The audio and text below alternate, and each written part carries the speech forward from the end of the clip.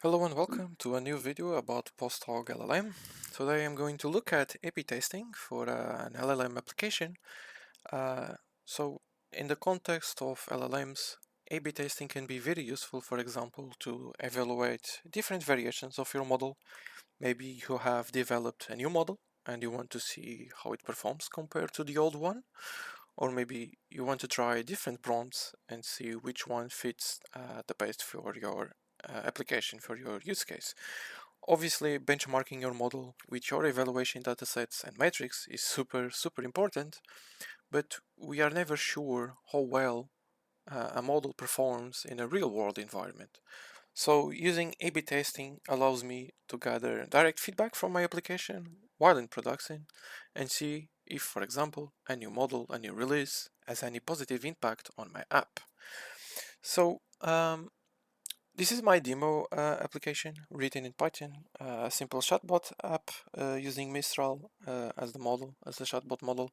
And I'm going to use this to demonstrate how to implement the A/B testing feature. And this is using Streamlit for the user interface and the Llama with LangChain in the backend. So every time I interact with my chatbot model, it logs to PostHog-LLM with the event name LLM task and captures this interaction. So you can see here this interaction being logged here. And I can also capture and log these two buttons, the thumbs up and the thumbs down buttons.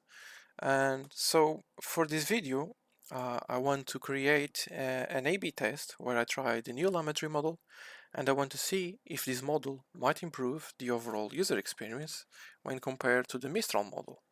So I'll head over here to A/B testing page and create a new experiment. So I will give this experiment the name Llama 3 model, which I already have here.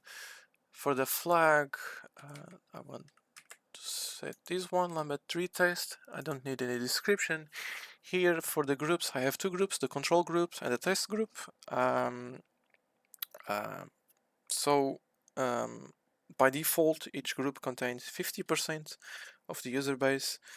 So the control group will use the existing model, the Mistral one, while the test group will use the new Llama 3 model.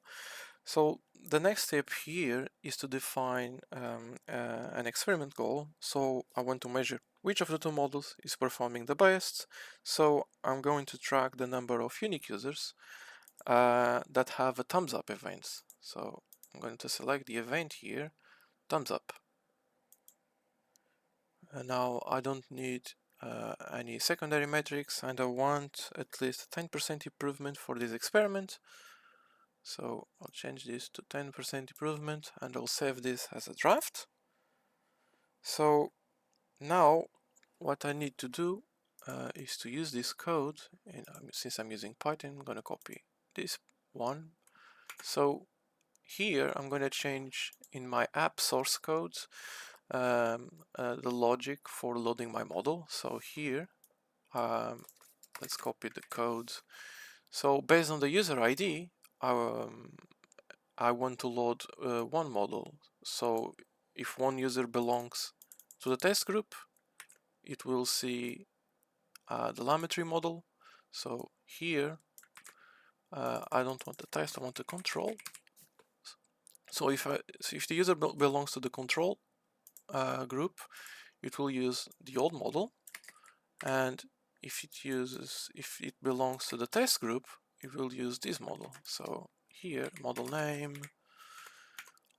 Okay, and let's hit here. And here I also want to change. I want to use this user ID. This is user ID. Okay, let's reload the app. And now I'm ready to launch my experiment. So I can click here to launch my experiment. And you can see here it's running. The experiment is running. And now I can reload this web page and see I have the Llama 3 models, which means that my user ID belongs to the test group.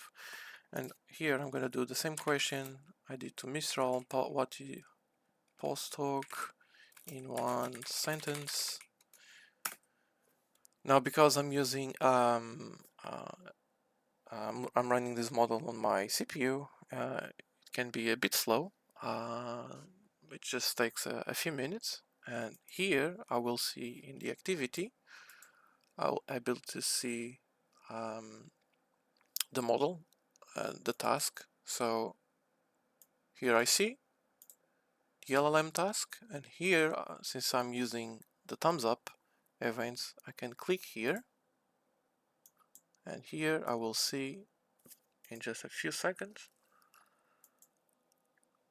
the thumbs up events. So if I go to the experiment,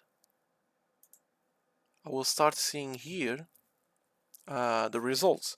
Now I don't see any graph because the results I have are for the test group and not for the control group here.